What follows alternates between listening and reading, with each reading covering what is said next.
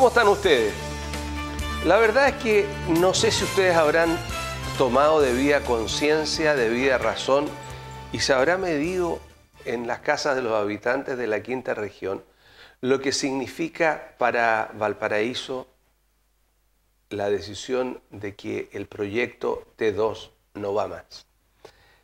Como es un tema tan importante, decidimos inventar una forma de tener equilibrio. ¿Cuál es la forma? Traer aquí con usted a los expresidentes del puerto desde el año 2000 hasta el año 2018. Para mí es un gusto traer esta conversación sobre el antes y el después que dejó el proyecto del T2. Y quiero presentar a los panelistas. Partamos naturalmente por el más antiguo, no quiero decir el más viejo, don Gabriel Doney, expresidente de la EPB del 2000 al 2006. ¿Cómo está? Muy bien. Un gusto de verlo por acá, pues, Gabriel. Saludamos a don Raúl Ursúa, expresidente del puerto en 2014 al 2017. 18. ¿Cómo está? Todo el periodo. Gracias por la invitación, Rodrigo. Y saludamos a don Raúl Celi, que fue presidente del puerto el pasado año 2018. ¿Cómo está, don Raúl? Muy bien, Rodrigo, muchas gracias por la invitación. Bueno, yo quisiera partir con usted, Gabriel, porque objetivamente es en su gestión cuando se dan los primeros pasos para que este proyecto que aparentemente se iba a hacer, se hiciera. Quiero que partamos por esa historia y escuchar su versión. Bueno, yo quiero primero decir que aquí hace falta otros presidentes, ¿no? A quienes les tocó la tarea de llevar a cabo este proceso. O sea, no fue posible ubicar. No, está bien. Sí, quiero nomás para que los televidentes sepan esta historia. Faltaría uno. Michael Uriarte. Faltan dos. Michael Uriarte. Y Germán Correa. Tres. Y Germán Correa. Y falta Alfonso... ¿Aldunate? No. Que trabaja en Headhunter. Claro, que tiene un cargo bien importante porque él además fue... Exactamente. Bueno, pero no importa. Mira, nosotros cuando asumimos la presidencia del año 2000, tuvimos el encargo del presidente Lago de proceder a generar un ordenamiento del... Alfonso Mujica, sí. Un ordenamiento del borde costero. Y para ese efecto se hicieron varias cosas. La primera fue generar una apertura al borde costero en las condiciones en que allí se estaba. Y yo quiero recordar que el año 96 fue la primera vez que se hizo una actividad pública en el puerto. Fue un concierto de la Orquesta Sinfónica Juvenil que se hizo en la Plaza Aduana. Y cuento esto porque se hizo allí porque había una gran resistencia por parte de los operadores portuarios, de la propia Armada y de distintas instituciones de ocupar el puerto para actividades que no fueran las portuarias propiamente tal. La idea nuestra era hacerlo dentro del puerto. Bueno, y eso continuó después, se hizo Valparaíso Puerto Mío, se hicieron varias actividades, hubo un concierto, por ejemplo, Los Jaivas, en el Espigón, en fin, se hicieron varias actividades, se recuperó la actividad de la regata, ¿no? Se hacían actividades culturales en lo que es el borde costero, se abrió el Espigón, ¿no? Al uso ciudadano, ¿no? El Muelle Barón, ¿no? Se creó el primer puerto deportivo, ¿no? Cosas que estaban tendientes fundamentalmente a que la gente fuera y ocupara el espacio del borde costero, ¿no? Yo lamentablemente creo que eso se fue perdiendo en el tiempo, ¿no? Pero se hizo un gran esfuerzo que, entre otras cosas, se concretaron obras como el Paseo Wheelwright, que fue una iniciativa de la empresa portuaria de ese tiempo, que nosotros estábamos dispuestos a financiar. Finalmente el Ministerio de Hacienda decidió que lo hiciera la Dirección de Obras Portuarias. Se trabajó en el mejoramiento de la avenida Altamirano, en fin, que era el contexto, por decir así, de lo que se podía hacer. Y después paralelamente con eso, se hicieron estudios de dónde era posible emplazar terminales portuarios que permitieran generar la posibilidad de que el puerto de Valparaíso pudiera seguir desarrollándose. En ese tiempo ya se auguraba de que los barcos iban a ser más grandes, en fin, quiero decir con toda honestidad que tampoco nosotros teníamos una percepción de que iba a ser como realmente fue, porque las percepciones eran barcos de 7.000, 8.000 teus, ¿no? Y no estos mega buques que tienen capacidades sobre los 20.000 teus. Gracias, Gabriel. Yo quisiera tratar de ir precisando, y quiero continuar precisando con usted, Raúl. Pero resulta que hoy día, frente a lo que está pasando, que en el fondo es que fundamentalmente quienes habían sido asignados como concesionarios para poder desarrollar un proyecto decidieron decir, no voy a desarrollarlo. Y han salido una serie de voces en Valparaíso que dicen, no, está fantástico, no es lo mejor que le puede pasar, no, hay que hacerlo en la playa San Mateo. La gente habla sin tener claridad cuando está diciendo Gabriel el tema del emplazamiento. Quiero que tú continúes con eso, Raúl. Mira, efectivamente, yo creo que el desarrollo portuario de Valparaíso, desde mi punto de vista, yo creo que se ha hecho bien planeado. Y esto no es obra de un gobierno, sino que esto es consecuencia de una política portuaria que se arrastra, tal como decía Gabriel, desde los inicios de los gobiernos del presidente Lagos, la presidenta Bachelet, luego el primer gobierno del presidente Piñera se le da total impulso al desarrollo del Terminal 2. Viene el mandato de la presidenta Bachelet, en el cual me toca a mí presidir el puerto, y con un énfasis muy marcado dada la importancia que tenía para la comuna, para la región y para el país. La gente que habla de desarrollar un terminal portuario fuera de la locación que hoy día tenemos, es gente que no tiene expertise en temas portuarios. Construir instalaciones portuarias del Molo de Abrigo hacia el sur es carísimo. Ahí hay poca profundidad, está lleno de roca, hay que hacer rompeola. Piensa tú que un rompeola en Valparaíso vale entre los 1.000 y 1.500 millones de dólares, solamente el rompeola. Por lo tanto, aprovechar la última zona de aguas semiabrigadas o abrigadas que le quedaba a Valparaíso, que es desde el Espigón hacia el norte, pareciera y es una de las opciones más lógicas que tenía el país. Y desde esa perspectiva, nosotros seguimos conduciendo un proyecto que lo impulsó fuertemente el directorio que me antecedió a mí, que fue en el gobierno del primer mandato del gobierno Piñera. Usted era intendente en esa época, Raúl, creo. De tal forma que nosotros seguimos, porque los planes de desarrollo portuario de la empresa portuaria del Valparaíso no son planes de un gobierno, son políticas de Estado. El plan de desarrollo del puerto de Valparaíso ha pasado por más de 3 periodos presidenciales y son políticas que lo hemos desarrollado todos. Este no es una visión ideológica ni política. Aquí la gente que entiende de puerto, que sabe del tema portuario, buscó la locación más adecuada de acuerdo a las pocas disponibilidades que teníamos. Y repito, para aprovechar las aguas abrigadas escasas, porque ya no quedan más aguas abrigadas en el país. Entonces, cuando tú dices que este proyecto, no sé cuál fue la palabra exacta, pero que se cae el proyecto de Teceval, yo creo que Teceval, efectivamente, haciendo uso de las cláusulas contractuales, decidió no perseverar. Pero eso no significa que el proyecto esté muerto. Y ahí hay que tener mucho cuidado en aquello. Resulta que, como todos ustedes saben, el proyecto, la evaluación ambiental de este proyecto ya fue aprobada. Sí. Que ese fue un paso muy difícil, ya que a Gabriel le tocó, él era intendente y yo era presidente del puerto, y él sabe todos los esfuerzos que hicimos para que este proyecto, en definitiva, la Comisión de Evaluación de Impacto Ambiental lo aprobara y se apruebe en el gobierno de ahora del presidente Piñera.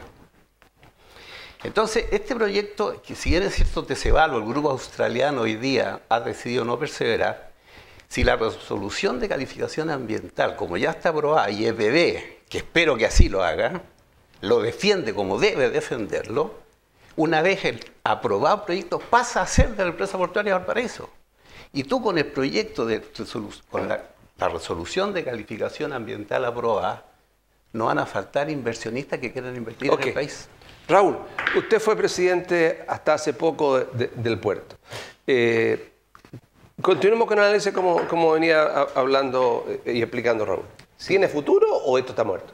A ver, yo concuerdo en parte con lo que dice mi tocayo, en el sentido que las opiniones que se dan respecto de otras ubicaciones, que en San Mateo, que en Yolanda, obviamente fueron estudiadas y si se decidió por donde está pensado el Terminal 2 por algo fue. No es una cosa que se hizo sin los respaldos necesarios. Por lo demás son los únicos sectores con aguas abrigadas. En eso estamos perfectamente de acuerdo que la ubicación más sensata, por un problema de costo, es la que estaba prevista. En lo que yo no soy tan optimista es en qué va a pasar con la resolución de calificación ambiental. Porque es cierto, se fue Teceval.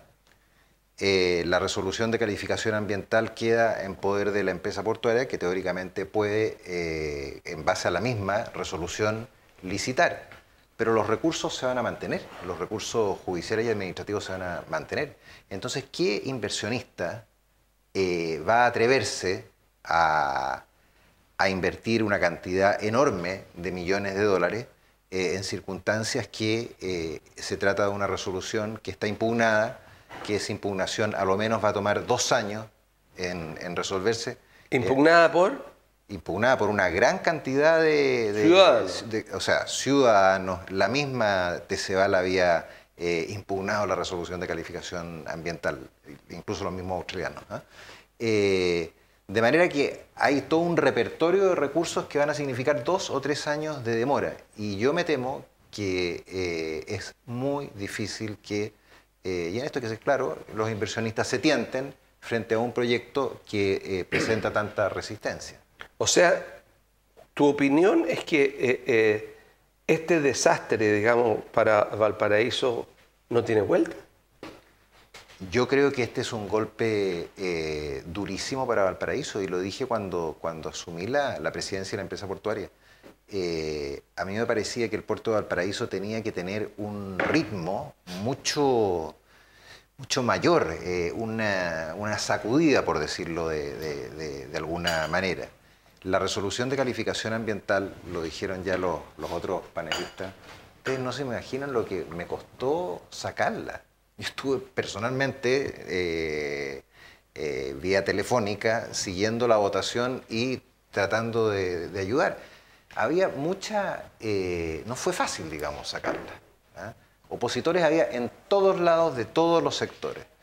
Y con cosas que para mí, Rodrigo, son francamente incomprensibles, cuando hablan de hacer un gran parque desde el Muelle Prat hasta Barón, con restaurantes, con comercio. Yo le pregunto a esas personas, bueno, pero ¿quiénes van a comprar ahí? ¿Cuál es el poder adquisitivo? ¿En qué van a trabajar las personas que van a consumir en esos restaurantes o en ese comercio? ¿Qué posibilidades hay que el comercio establecido se interese por esos sectores si ni siquiera puede instalarse en la avenida Pedro Montt por el comercio ambulante? Entonces yo soy muy negativo respecto del futuro de este proyecto. Gabriel, ¿tú también tienes una visión negativa? Mira, yo creo que hay un grado de ingenuidad enorme en Valparaíso en el análisis de la situación portuaria, ¿no? Porque se cree que con voluntad aquí se resuelven los problemas, ¿no? Aquí se olvida de que Dubai Port, que es un consorcio internacional de mucha capacidad financiera, acaba de comprar el Puerto Central, ¿no? Y va a explotar, por lo tanto, el Puerto Central en San Antonio con mucho esfuerzo. Y tiene además el beneficio de tener un puerto, un terminal en Callao, ¿no? Y por lo tanto va a poder tener mucha ventaja competitiva respecto a lo que se pudiera hacer en Valparaíso. Segundo, el gobierno del presidente Piñera y también los gobiernos anteriores, el presidente Bachelet, no están comprometidos por llevar adelante el puerto de gran escala en San Antonio, ¿no?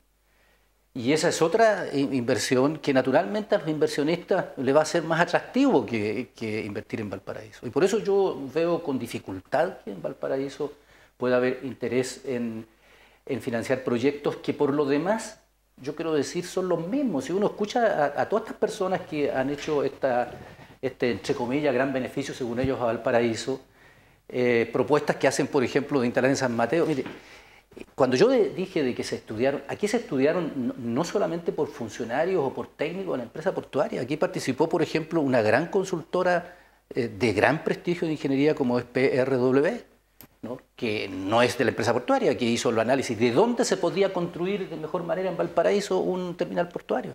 Bueno, y San Mateo, que lo propone un concejal que es arquitecto, ¿no? Como una alternativa. La verdad es que la única posibilidad que se tiene con ese terminal es que esa posibilidad de expansión permita a TPS agrandarse, ¿no? Y eso beneficia exclusivamente a TPS, ¿no? Y cuando uno asume estos cargos, la obligación que tiene es cumplir el rol de un funcionario público, ¿no? Y por lo tanto de luchar porque se apliquen las leyes y se apliquen los principios de la política pública. Y el principio de la política pública en el ámbito portuario es la competencia. Es impedir que se generen monopolios, ¿no? Y por eso la ley, que por lo demás fue aprobada por todos los parlamentarios, fue una ley casi votada unánimemente.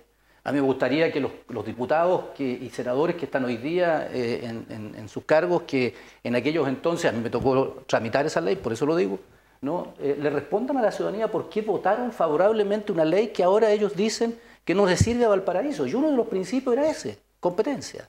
Y por eso en la región de Valparaíso se hablaba de 4 terminales, ¿no? 2 en San Antonio y 2, en ese tiempo no se hablaba del puerto de Gran Escala, ¿no? Y por lo tanto ese es el bien que hay que cuidar. Entonces cuando ellos hablan de San Mateo, yo no sé si han hecho estudios de batimetría, de viento, de la calidad del suelo, es decir, que son elementos técnicos que se toman en cuenta para tomar decisiones dónde se va a localizar. Esa es una idea que no es factible, salvo que se agrande TPS. Ok, ahora... el actual concesionario. Eso que tú estás diciendo, deja ver ahí una cosa, que hay una colisión que casi es no sé si llama la colusión, pero que hay un interés de un particular que quiere en el fondo presionar a lo mejor para quedarse él con una mayor cantidad de movimiento en el puerto de Valparaíso. Esa es una pregunta... ¿Que no la quieres contestar tú? No, pero es que mira, la gente que trabaja en el ambiente sabe que eso es así, obviamente. Y si tú miras el historial que tiene el grupo FONAP en TPS, uno va concluyendo paulatinamente que es así. Y es obvio porque desde que se inicia la licitación del Terminal 2, TPS de alguna manera buscó medios para obstaculizar esa licitación, ese proceso licitatorio. Y eso le consta al directorio que estuvo antes que mí. Basta hablar con uno de los ex miembros del directorio, que hoy día es diputado por Viña del Mar, que tiene la película absolutamente Urrutia. clara. El diputado Urrutia. Osvaldo Urrutia. Entonces, obviamente a TPS le interesa quedarse solo. Sobre todo, Rodrigo, porque hay que pensar lo siguiente. Cuando entra Puerto Central, porque las licitaciones portuarias del año 2000, el primer proceso licitatorio cambió absolutamente en este segundo proceso licitatorio cuando se licita Puerto Central y TCVAL en Valparaíso. ¿Puerto Central era de Vial también no era de Graneles, no? No, de contenedores. Puerto Central tiene capacidad para mover 1 millón de contenedores. Es por eso la relación que decías tú con Callao. Exacto, claro. exacto. Entonces, cuando se licitan estos 2 terminales, las tarifas bajan entre un 45 y un 50%. Obviamente que eso le duele mucho al grupo TPS y al grupo STI en San Antonio. Y por lo tanto, hay políticas para obstruir que estos 2 proyectos sigan adelante. Pero yo quiero volver al tema inicial, en que tanto Raúl como Gabriel son escépticos en que este proyecto vea la luz. Uno cuando está metido en la actividad portuaria tiene conversa, hay grupos que se acercan a consultar, a preguntar. Y yo tengo entendido, ya hay 2 grupos chinos que están interesados en el proyecto del T2. Y este proyecto del T2 hoy día no vale 500 millones de dólares. Hoy día, desde el momento que TCVAL o los australianos lo desahuciaron, el proyecto tiende a valer casi 0. Por otro lado, si uno analiza lo que ha costado las construcciones portuarias en los últimos años cuando entran los chinos a construir en Chile, porque en esto de la construcción portuaria sucede lo mismo que en muchas cosas en este país. Son muy pocos, hay concentración monopólica y las tarifas y los precios son muy altos. Entran los chinos, construyen San Vicente y los costos de construir en San Vicente bajan casi a la mitad. Los grupos creía que costaba 500 millones de dólares. Bueno, además que la mayoría de los expertos todos decíamos que no cuesta 500 millones de dólares. mitad. Pero hoy día eso se puede hacer por 200, por 300 millones de dólares. Entonces, y ya hay interesados. Y a mí no me cabe ninguna duda que el Grupo Urenda va a volver a interesarse, porque ellos postularon en esta licitación, salieron segundo, y yo creo que ellos nuevamente van a insistir en eso. Van a haber interesados. Ok. Raúl. Sí, el grupo Urenda yo también concuerdo en eso. Yo quiero volver al tema que habló del de FONAPEN. ¿Tú estás de acuerdo con aquello de que el grupo FONAPEN en el fondo obstaculizó porque, primero que obstaculizó y segundo de que desde el punto de vista de la competencia para ellos es difícil, se le hace más difícil la competitividad con otro distinto en un sector como el que está presupuestado? O sea, yo a esa pregunta respondería el alcalde Charp, uno de los principales enemigos del Terminal 2, no es cercano a TPS. Los grupos ciudadanos no son cercanos a TPS. Gran parte de los opositores al Terminal 2 no son tampoco, no sienten un especial afecto por TPS. Ahora, evidentemente que la competencia dentro del puerto de Valparaíso a TPS le complica, eso es un dato de la causa, es mejor estar solo a estar con otro, pero no creo yo que se le pueda imputar a TPS responsabilidad en la caída del T2, porque aquí hubo una... ¿Pero por qué se van? Nadie dice por qué se van. ¿Por qué no quieren, usar la cláusula de salida? Porque no les daba... A ver, yo creo que es por una gran cantidad de elementos. Yo las conversaciones que tuve con ellos en el último tiempo, les afectó bastante una carta, por ejemplo, que mandó el Pacto Urbano La Matriz, donde prácticamente amenazaban a los inversionistas australianos, una carta en inglés, señalando que iban a ejercer todos los recursos de todo tipo, pero que ese proyecto no podía llevarse a cabo bajo ninguna circunstancia. Enseguida, otros antecedentes como las paralizaciones recientes que hubo en Valparaíso, la necesidad de tener ellos que ponerse con dinero respecto de obligaciones que no tenían, obligaciones económicas, también es un aspecto que a ellos no les gustó. Entonces no les da certeza, a estos grupos no les da certeza que se vayan a respetar las reglas del juego. Esas paralizaciones dicen que tenían impulsor. Todo el mundo dice lo mismo también, que las paralizaciones algunos de los dirigentes eran manipulados. Bueno, pero el caso es que esas paralizaciones significaron que TCVAL tuviera que ponerse con recursos respecto de obligaciones que no tenían. Todo el proceso de evaluación ambiental encareció mucho también el proyecto, con una serie de obligaciones que ellos no tenían contempladas inicialmente. Y ese fue también otro elemento que hizo que el proyecto se les hiciera menos atractivo. En fin, son un cúmulo de razones las que determinaron este no es un proyecto atractivo. Y claro, ¿cómo va a ser un proyecto atractivo cuando tiene la oposición pública de una parte importante de personas de Valparaíso? Quizás no tan numerosas, pero sí que tienen influencia. Entonces, mi impresión es que básicamente la razón es una falta de interés por la incertidumbre que significaba la construcción. ¿Me permite? Sí, claro. Concordando con lo que dice Raúl, yo creo que aquí estamos dejando de lado parte importante de lo que es el contrato. Cuando TCVAL o el grupo OHL evaluó este proyecto, es un proyecto a 30 años y se supone que van a pasar 2 años en la construcción, 1 año y medio en la aprobación de los permisos.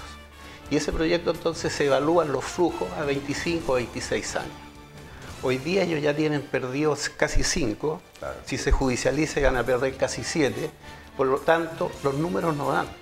Además, lo otro que tú tienes que considerar, Rodrigo, es que cuando se hicieron estas proyecciones, y aquí Gabriel lo sabe perfectamente porque él era consultor en esa época, y cuando se se estudiaron las proyecciones de demanda, eran muy optimistas.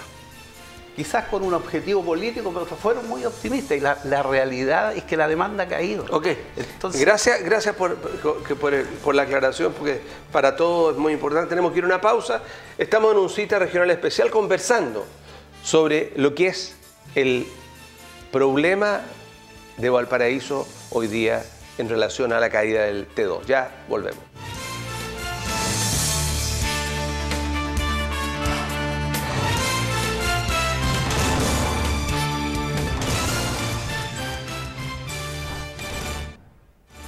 Continuamos en la segunda parte, estamos con los expresidentes del puerto, Gabriel Aldoney, Raúl Celis y Raúl Ursúa, conversando sobre el T2. Don Gabriel, ¿cómo se sigue en esto? ¿Cómo la visión que se tiene, digamos, en una cosa en que hay un grupo ciudadano de que tiene frenado varias cosas del puerto? De hecho, el tema de los cruceros, indirecta o directamente, también todo eso tuvo que ver con lo mismo. Mira, yo creo que estamos en un momento muy difícil, ¿no? Porque, por un lado, el gobierno tiene que tomar una decisión que aparentemente la ha tomado, en el sentido de seguir con la tramitación, defender la reducción de calificación ambiental y de seguir adelante con el proyecto. ¿Eso significa ir a la Suprema, defender? Porque claro, va a seguir los canales jurídicos que están establecidos para este tipo de situaciones, ¿no? Pero por otra parte, el sector que ha provocado de que se genere esta situación, ¿no? Tendrá que proponer algo, ¿no? Y cualquiera sea la propuesta que se haga, ¿no? Estos procesos duran con suerte, pero con suerte, cuando ya todos los astros están alineados, 5 años. Y ya llevamos 4 años de retraso por toda esta cosa. Como esto no es así, va a ser 10 años. Pero en 10 años la industria portuaria marítima va a estar distinta. Va a evolucionar.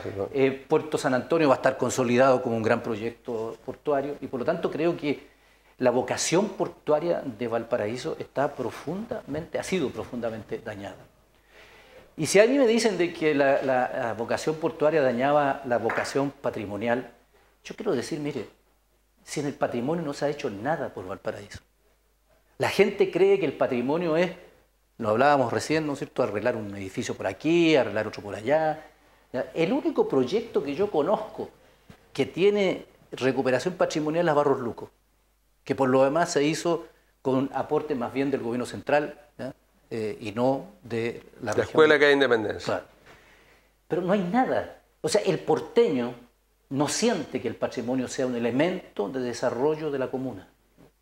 Entonces, al final de cuentas, ¿ya? Aquí no hay un proyecto patrimonial que haga que Valparaíso pueda surgir, ¿no? Y pueda desarrollar no solamente puestos de trabajo, sino que también desde el punto de vista cultural, desde el punto de vista social, tenga la presencia que se merece una ciudad como Valparaíso, ¿no?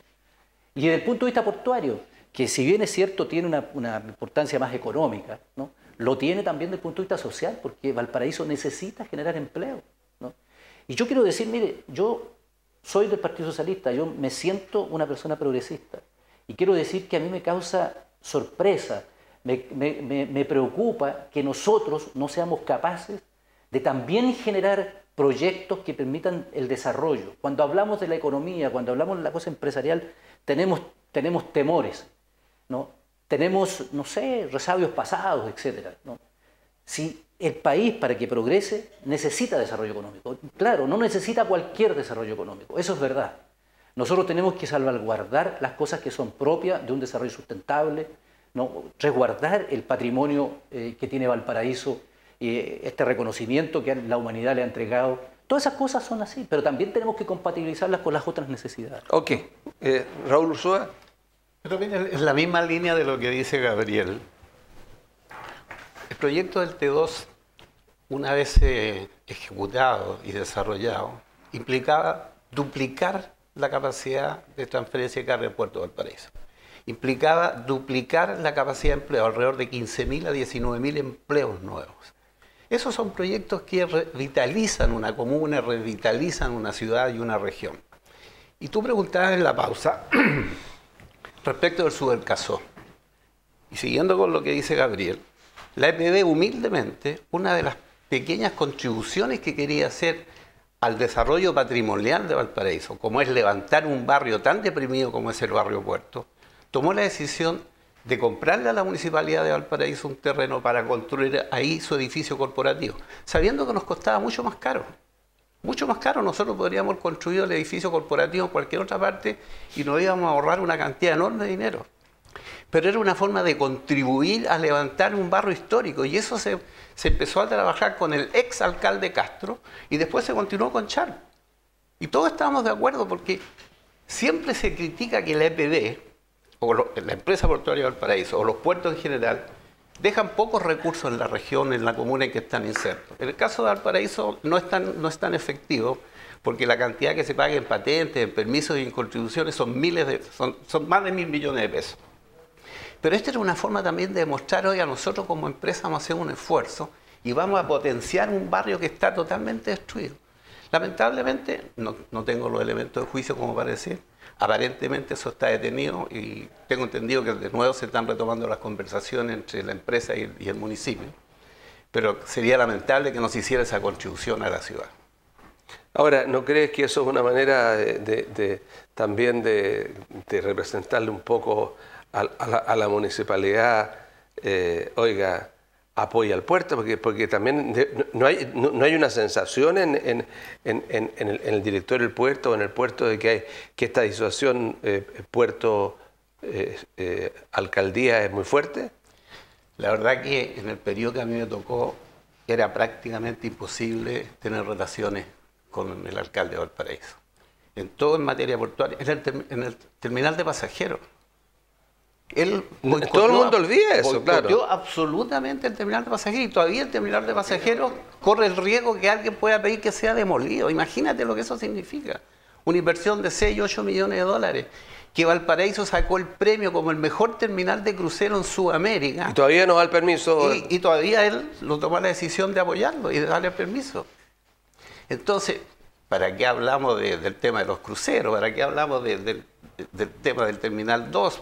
¿Para qué hablamos de Barón? O sea, la verdad que el alcalde, una cierta élite de arquitectos que privilegian los negocios particulares, van en contra de todas las políticas públicas que se han desarrollado para potenciar y levantar Valparaíso. Gracias, Raúl. Raúl. Sí, yo voy a tomar algo que había dicho Raúl Ursúa respecto de los plazos de la concesión, pues me parece interesante que los telespectadores entiendan los tiempos de cómo han ocurrido las cosas en San Antonio y en Valparaíso. La licitación de Puerto Central en San Antonio fue más o menos simultánea con la del Terminal 2 de Valparaíso. Hoy día, Puerto Central no solamente tiene resolución de calificación ambiental, no solamente está construido, en 9 meses está funcionando. En 9 meses, Raúl. Si no ha cambiado dueño, va a estar para crecimiento. Además cambió de dueño. Está para crecimiento. No, y fue lograda en 9 meses. Claro. Entonces, ¿y qué es lo que pasa, a contrario, con el Terminal 2? Ni siquiera tiene una resolución de calificación ambiental afinada. O sea, se perdieron años y efectivamente faltan otros años más que se van a perder que hacían que TCVAL tuviese una concesión en definitiva, no por 30 años, sino que con suerte por 20.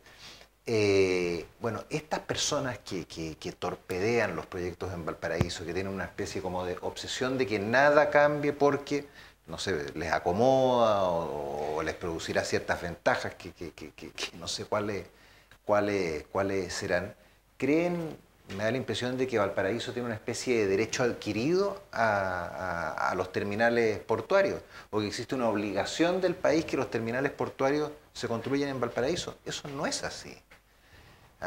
Los terminales portuarios se van a construir donde sea más rentable. Y si es más rentable, San Antonio va a pasar lo que está pasando. Se construyen en San Antonio crece, San Antonio ya representa un 66% contra un 33% más o menos la diferencia respecto de Valparaíso. Y entonces, yo digo, en el futuro hay más opciones, porque no debe concentrarse toda la carga en un solo terminal. Pero en mi opinión, es probable que haya más opciones que futuros sitios de atraque se construyan en otros lugares que no sean necesariamente en la comuna de Valparaíso. Perfectamente se pueden construir en otros sectores de la región, en la provincia, en la comuna de La Ligua, por ejemplo, que es curiosamente la comuna que tiene más borde costero de la región. Podría construirse a precios menores o en otros lugares de la región. Lo que quiero decir es que esas personas que torpedean constantemente no se dan cuenta que nosotros podemos perder, pero definitivamente, la posibilidad de crecimiento portuario con sitios de atraque que alienten a los inversionistas. Y eso a mí me parece muy... O sea, la canción ya Valparaíso, puerto principal, ya sacado. Ahora, una solución, se me ocurre cuando estaba hablando, ¿no será una solución importante que el Estado arme una sola empresa entre Valparaíso, San Antonio y un solo directorio? Bueno, eso se discutió mucho cuando se hizo la reforma portuaria de los puertos estatales, ¿no? Pero finalmente se optó por generar empresas separadas precisamente para generar competencia. Porque si tú tienes estas dos cosas en una sola cabeza, naturalmente que ese concepto iba a estar limitado. Y de hecho yo quiero decir, no porque yo haya sido presidente de la empresa o porque aquí hayan otros presidentes de la empresa después, ¿no? La empresa portuaria de Valparaíso tiene un prestigio como una empresa en el ámbito del desarrollo portuario y logístico muy ganado, más que San Antonio. Más que San Antonio. ¿Ya? Si la CEAL, por ejemplo, que es un centro logístico que está siendo imitado por muchos puertos en América Latina y en otras partes, ¿no? Y es bien importante este ejemplo, ¿eh? Porque cuando nosotros empezamos a trabajar ese tema, estaban todos en contra. Estaban en contra del concesionario de Valparaíso, estaban en contra los camioneros, estaban en contra Azonave, que eran los portuarios, o sea, los empresarios portuarios más pequeños, estaban también los arquitectos, en fin, había un enredo tremendo cuando esto empezó, ¿no? Y finalmente se hizo, ¿no? Y eso permitió que TPS, el puerto de Valparaíso, que tenía proyectada una capacidad, si mal no recuerdo, de 600.000 teus cuando se pensó en la concesión, ¿no? Haya llegado a tener una transferencia de 1 millón de teus. El TPS es un terminal reconocido por su eficiencia en el mundo. ¿Y fue la mecha de esto, lo de las cargas limpias? Yo creo que las cargas limpias se cometió un error, pero bueno, en fin, yo creo que ahí hay que tener claro una cosa. Cuando se hizo la licitación de la CEAL, estaba expresamente establecido, ¿no?, que los controles se iban a hacer en CEAL. Y curiosamente, el concesionario del puerto que podía participar, que en este caso TPS, que ahora se transformó en un enemigo de esta cosa, ¿no?,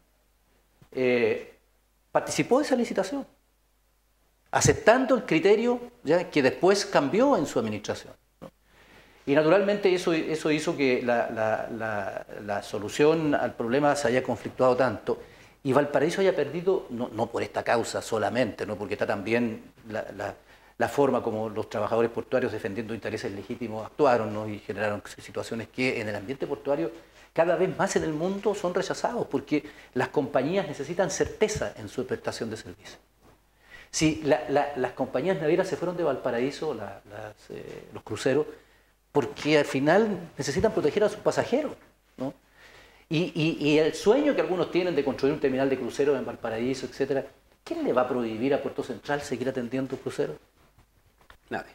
Si el armador es el que decide a qué puerto va, ¿no? Entonces hay una ingenuidad tremenda en esto, ¿no? Y yo creo en ese sentido que quienes hoy día se sienten triunfadores tienen la obligación de proponerle a Valparaíso, primero, una respuesta, ¿quieren o no quieren que Valparaíso sea el puerto principal al que tú te referías? Ok. Si no quieren, bien. Pero si no quieren, y con eso termino, propongan una alternativa de cómo se desarrolla Valparaíso, de qué es lo que hay que hacer, ¿no? Y cuestiones realistas, porque las ideas sobran, pero resulta que, por ejemplo, para sustituir lo que se llamaba el Puerto Barón, que era el proyecto de apertura definitivo del borde costero de Valparaíso, ¿no?, se está haciendo un proyecto que dicen que cuesta 20 millones o 30 millones de dólares. Yo no sé qué van a hacer con 20 o 30 millones de dólares. ¿Van a plantar tomate? No sé. ¿Qué van a hacer si al final no alcanza para lo que hay que hacer? Va a ser una cosa... Palta tiene que ser para que sea la más Y eficiente. termino con esto, perdóname con esto. Mira, el ejemplo más claro, el Paseo Wheelwright. El Paseo Wheelwright es una apertura al borde costero que se usa poco, pero hay poca gestión. Ni siquiera se mantiene. ¿Ya? Porque ¿quién lo tuvo que reparar? ¿ya? Lo tuvo que reparar el Ministerio de Obras Públicas. Pues no hay gestión. En la avenida Altamirano, un tremendo esfuerzo que se hizo, la gente no va porque no hay gestión. ¿Ya? En el patrimonio tampoco hay gestión. Entonces, ideas se pueden tener muchas, ¿no? Pero el infierno, como dicen por ahí, está lleno de buenas ideas. Raúl, Ursúa. Detrás de todo esto, en el fondo, hay una manera de ser en que San Antonio crece como puerto porque la ciudadanía de San Antonio no va en contra del desarrollo, pese a que si uno piensa la intromisión del puerto en la ciudad de San Antonio es brutal, está metido, a diferencia de Valparaíso. Entonces, ¿qué es lo que sucede? ¿Es la idiosincrasia del porteño o de algunos porteños nuevos que están haciendo esto? Porque los porteños viejos uno los escucha y lo único que quieren es puerto. Mira, Rodrigo, a mí me tocó ser porque gerente. para porteño viejo, tú fuiste funcionario del Emporche, yo fui funcionario de la aduana hace montones. ¿Qué nos van a hablar de Valparaíso? Sí. Pero yo quiero retomar, fíjate que yo fui gerente del puerto de San Antonio durante 5 años. Conozco muy bien a San Antonio. Y la gente vibra y lucha y todos están detrás del puerto. Desde el alcalde hasta el último funcionario o poblador de San Antonio. Gran persona, Omar. Omar, excelente. Gran persona. Excelente. Y ellos vibran con el puerto. Imagínate tú esa construcción que hicieron al lado de la Gobernación Marítima donde ponen el casino. ¿Tú crees que alguien dijo algo? Y eso es, o sea, comparado con lo que iba a ser, lo que pensábamos nosotros de Puerto Barón, no tiene nada que ver. Entonces la gente de San Antonio tiene la película más clara. Lamentablemente en Valparaíso, cualquier iniciativa que surja, salen siempre 5, 10, 15 o 20 detractores. Y normalmente hay un grupo que lamentablemente siempre hay algunos de los arquitectos que están ahí torpedeando o menoscabando todas estas ideas. Y además que salen con proyectos que no tienen ningún sustento ingenieril detrás de ellos. Esta idea de construir hacia el sur no tiene ningún sustento. San Mateo. Hacia San Mateo. Construir en el... Ahí un puerto deportivo estaría fantástico. Construir en Barón está demostrado que también tiene una serie de hay que hacer un módulo de protección. Y cabritería ya pasó a la vieja. Ya. Además que no se puede. Yo creo que en Valparaíso falta que la ciudadanía en general se exprese. En el periodo que yo fui presidente de la empresa portuaria, contratamos 3 estudios de opinión pública en todos los cerros.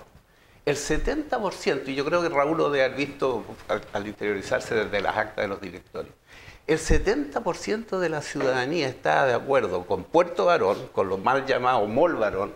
El 75% de la ciudadanía está de acuerdo con el Terminal 2.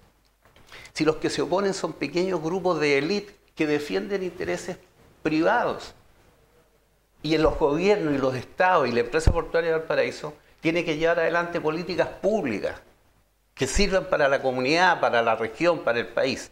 Ese es el problema. Ok, nos queda poco tiempo.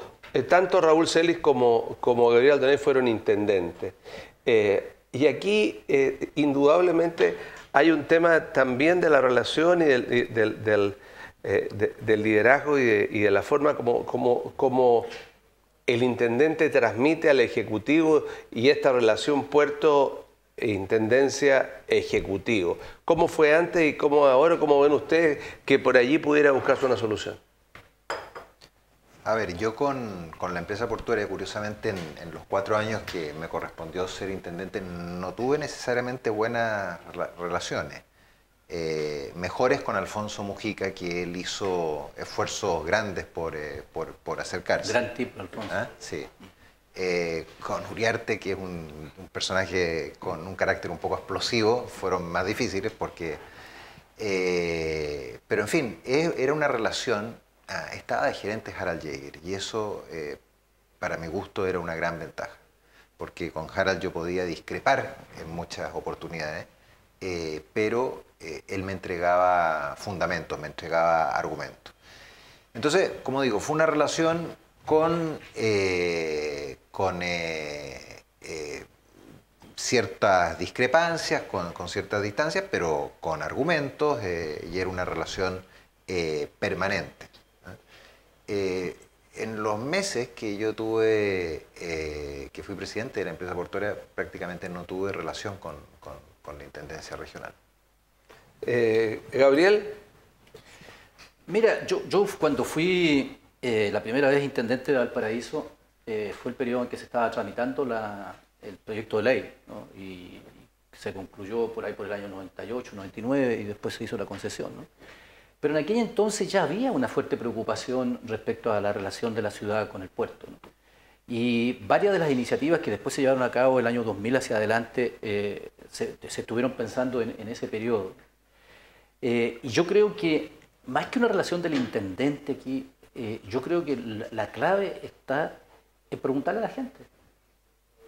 Nosotros, en el primer periodo de intendente, ante las dificultades que se tenían respecto a varios problemas de esta naturaleza, y cuando fui presidente de la empresa portuaria entre el 2000 y el 2006, propusimos que se hiciera un plebiscito. Pero resulta que nadie quiso, porque obviamente hay un plebiscito en serio, no un plebiscito hecho por redes sociales, etcétera, etcétera, sino que la gente vaya a un local y vote y sea controlado por el servicio electoral, etcétera, y lo hagamos en serio y le preguntemos a la gente de Valparaíso qué es lo que quiere, ¿no? Porque, claro, uno como autoridad, sobre todo cuando es intendente que representa al gobierno central, uno tiene que llevar a ser leal y honesto con el gobierno, si esa es la función que uno tiene, y con las políticas públicas. Yo insisto mucho en eso, ¿no? Y en general yo diría que en el caso de la segunda vez que tuvimos, naturalmente que nuestra postura fue de llevar a cabo un proyecto y unas iniciativas que, como digo y como se ha dicho aquí, venían desde antes, ¿no? Valparaíso sería distinto, ¿no? Si hubiesen estos proyectos concretados. Estaríamos construyendo el Puerto Barón, ¿no? Como se hizo en Antofagasta, por ejemplo, sin muchos líos, aplicando la misma ley, los mismos conceptos, ¿no? Es un poco distinto el proyecto allá, pero se hizo. Ok, Raúl, cuando tú fuiste presidente, Raúl Ursúa, estaba y está el